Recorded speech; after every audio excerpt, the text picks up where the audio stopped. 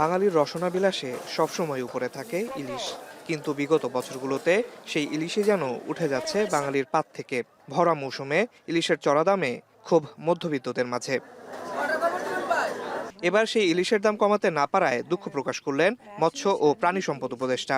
সচিবালয়ে মা ইলিশ সংরক্ষণ অভিযান সম্পর্কে জানাতে গিয়ে বলেন, জাটকা ধরায় নিষেধাজ্ঞার পরেও এবছর জুলাই আগস্ট মাসে গত বছরের তুলনায় কমেছে ইলিশ আহরণ। দামটা কিন্তু গত বছরও যে খুব কম ছিল তা না, তার আগের বছরও বেশি ছিল।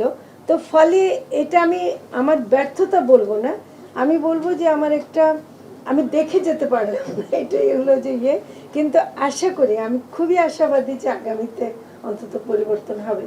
উপদেষ্টা জানান, আগামী 4 থেকে 25 অক্টোবর পর্যন্ত 22 দিন দেশের অভ্যন্তরীণ ও সমুদ্র উপকূলে ইলিশ মাছ ধরা, পরিবহন, মজুদ, বাজারজাতকরণ ও বিক্রি সম্পূর্ণ নিষিদ্ধ থাকবে। এ সময় 6,20,140 জেলে পরিবারকে দেয়া হবে 25 কেজি করে ভিজিএফ এর চাল। 4 অক্টোবর থেকে 25 অক্টোবর 22 দিন পর্যন্ত মা ইলিশ রক্ষায় বিশেষ অভিযান পরিচালনা করা হবে। আশ্বিনী পূর্ণিমার পূর্বের 4 দিন এবং অমাবস্যার পরের 3 দিনকে অন্তর্ভুক্ত করে মোট 22 দিন এই অভিযান চলবে। পূজা উপলক্ষে এবছর এখন পর্যন্ত ভারতে 103 টন ইলিশ রপ্তানি করা হয়েছে বলে জানানো হয় সংবাদ সম্মেলন থেকে।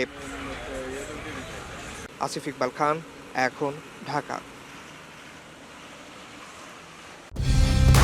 কালার এক্সপার্ট, জর্জ স্যাপ এবং মাইল্ড অন হ্যান্ডস টেকনোলজি সমৃদ্ধ অরিক্স ক্রিস্টাল ওয়াশ আপনার লন্ড্রি এক্সপার্ট।